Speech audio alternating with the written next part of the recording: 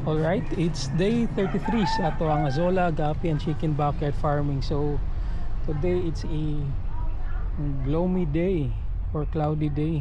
Murag kaulanon siya. And then gapon si ulan lagi. Then atong update karon, I'll share na ako sa inyo ha. So dire na pod ang daghan na itong madakwit.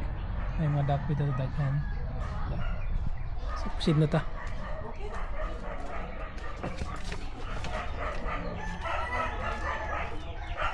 Still here na pagyapon, but ang some Azola na to diri is kakamatay gid siya, nag darken niyang leaves, but here is pale ang atong duckweed, dominant is duckweed. Proceed ta diri gikakaan ako na gibalinan, gipakaon ako sa gibalin ako dito sa pikas itong first na black nga octave, yeah. And itong isa is naduwagan siya mura magnaay kan duckweed na sagol. Then natong isa kay isda is still gamay gyud kay dugay kan dako. Yan ang mga kuha na to diri, mga gold na pagyapon natago lang sila. So na ako nakita gamay nga fry diba naya po nakikita na ito mga chops kay para wala lamok in here. Ipangkuhaan ako ni kay para ipakaon sa mga piso, but na dark or namatay ang uban nga mga Azola dahil yung growth murag luspad siya. So let's proceed. Dire gibutangan ako koko dito katong mga dagan ang Azola gibutangan ako dire. Dayon ang atong mga gapis still alive, murag nanay improvement silang growth ni tubo na sila ni dako-dako na gamay. Still same here, dali ra nalagko gid sila. Separate ang mga breeders na to or mga matured na to nga gapi. So dadi ha ito ang kuha na ko ang breeder na to nga kan nga bai. So transfer na ako dito para dili na madaghan. And ito ang Gilmore din siya kaliwat nga bai, still alive sila yapon, tanaw tambal kay lain ng panahon, prevention sa sipon-sipon. Then ganinang morning ang isuon ani nila abot diri sa sulod, so gil labukan aning bai na to. So patay na gid, patay na buhi papakuha ako, but patay na matay gid siya. Kini nisibat ni siya kay gipangkulong nato ni makauban diri, haleluya. Bat na nakoy tambal gibutang duagan ko pa na kumbay na po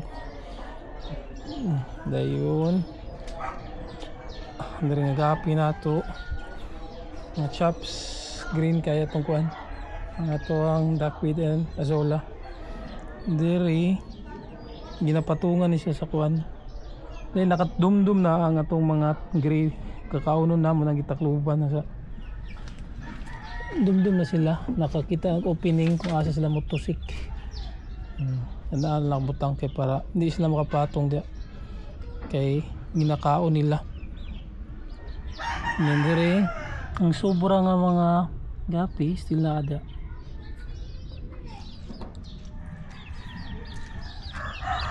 Okay ka wala dakpan, wala isang dakpan.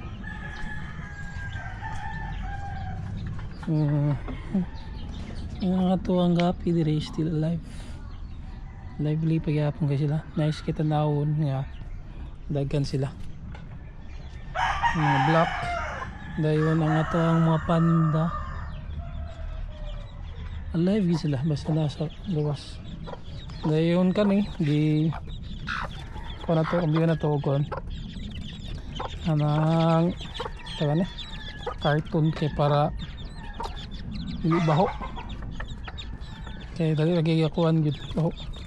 Nagyabo ang rice holder ipulihan og bago kay para kuan na sila makakakak ha para pod kay kanang rice hull is init na para dili mabaho kuha itong mga hugaw dayon prevention nga tambal nila dayon makagapon na sila wa pa man sila nakuan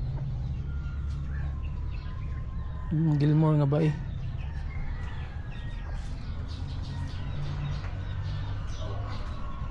ang tuxedo na itong agapis is very alive, lively, buwi kay buyag. So kani sila sagpahan dagapon nato ni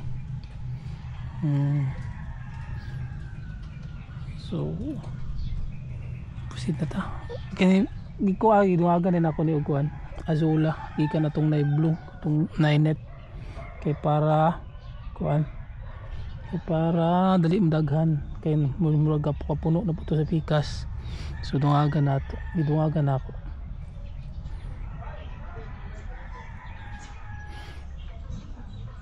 grabe katikit to ay kuan taning mga kuan so maglisod na og sulod ang manok ani kay butang sako ang mga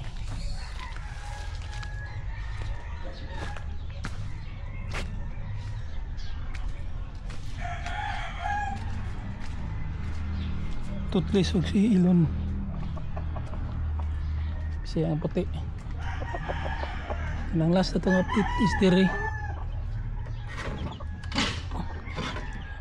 fortunately buyag kayo itong mga kuandere nabilin. I hope mag-maintain lang na sila ng ingana.